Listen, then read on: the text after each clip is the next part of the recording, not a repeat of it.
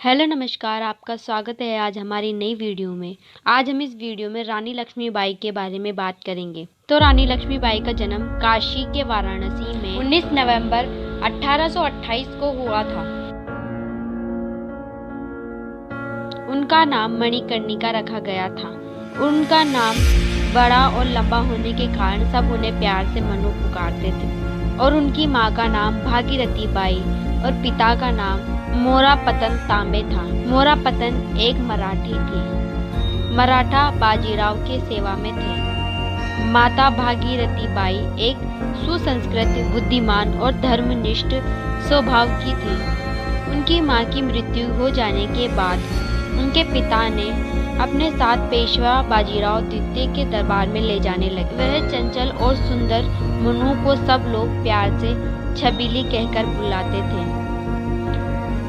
मनु ने बचपन में शास्त्र की शिक्षा के साथ साथ शस्त्र की शिक्षा भी ली। सन 1842 में उनका विवाह झांसी के महाराजा गंगाधर राव से हुआ और वे झांसी की रानी बनी। विवाह के बाद उनका नाम लक्ष्मीबाई रखा गया। सितंबर 1851 में रानी लक्ष्मीबाई ने एक पुत्र को जन्म दिया, परंतु 4 महीने की उम्र में ही उनकी मृत्यु हो गई। सन 1893 में राजा गंगाधर राव का स्वास्थ्य बहुत अधिक बिगड़ जाने पर उन्होंने दत्तक पुत्र लेने की सलाह दी गई। पुत्र गोद लेने के बाद 21 नवंबर 1843 को राजा गंगाधर राव की मृत्यु हो गई। दत्तक पुत्र का नाम दामोदर राव रखा गया। झांसी की रानी ने अपनी मातृभूमि के लिए अपनी जान न्यौछावर कर दी। 1893 में महाराज के मृत्यु के बाद ब्रिटिश ईस्ट इंडिया कंपनी ने उनके द्वारा गोद लिए गए वारिस के दावे को अमान्य नहीं दी और झांसी को लैप्स के तहत छोड़ दिया गया। रानी ने नियंत्रण सौंपने से इनकार किया और 1857 में अंग्रेजों के खिलाफ विरोध में शामिल हो गई।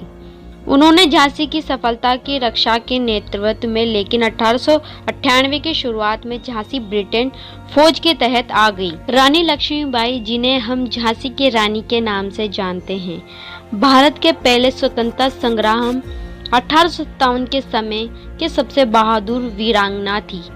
झांसी की रानी ने आखिर दम तक अंग्रेजों के साथ लड़ाई की थी। उनकी वीरता की कहानी आज भी प्रचलित है। मरने के बाद भी झांसी की रानी ने अंग्रेजों के हाथों में नहीं आई। रानी लक्ष्मीबाई अपनी मातृभूमि के लिए जान न्यौछावर करने को तैयार थी। रानी लक्ष्मीबाई की मृत्यु 18 जून 1898 को कोटा के साय में हुई थी। झांसी की रानी वीरता के प्रतीक, अंग्रेजों के खिलाफ उनकी थी आवाज। बचपन से ही उन्होंने तीरंदाजी सीखी, घोड़सवार पर बैठकर लड़ी वो अपनी लड़ाई। जब अंग्रेजों ने झांसी पर आक्रमण किया तब किसी तरह से रानी लक्ष्मीबाई ने अपनी जान बचाकर वहां से निकल कर आ गई थी और वो चलते चलते ग्वालियर आ गई। तब उन्होंने दत्ताभाई टोपे के साथ मिलकर ग्वालियर पर आक्रमण करने का विचार किया। सबके साथ मिलकर उन्होंने 16 जून 1828 को ग्वालियर के राजा पर हमला कर दिया, पर ग्वालियर के राजा युद्ध के लिए तैयार नहीं थे, इसलिए वो युद्ध हार गए। रानी लक्ष्मीबाई ने ग्वालियर के किले पर जीत और विजय हासिल की। ग्वालियर के किले को जीतने के बाद अंग्रेजों की ये सबसे बड़ी हार थी। रानी लक्ष्मीबाई, जिन्होंने अपने साहस के बल पर कई राजाओं को हार की धूल चटाई, उनकी वीरता की कहानी आज भी याद है।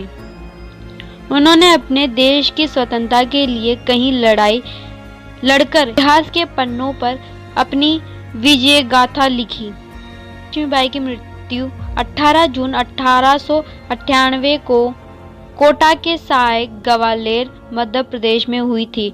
उनके जीवन की दक्ष, अमर और बलिदान एक अनुभव गाथा है। रानी लक्ष्मीबाई के बारे में इतिहास आज भी गवाह है। जो उन्होंने लड़ाइयाँ लड़ी थी वो इतिहास के पन्नों पर आज भी दर्ज है और उनकी गाथाएं आज भी सुनाई जाती हैं। वीरांगना थी। खूब लड़ी वो मर्दानी थी, वो तो झांसी वाली रानी थी।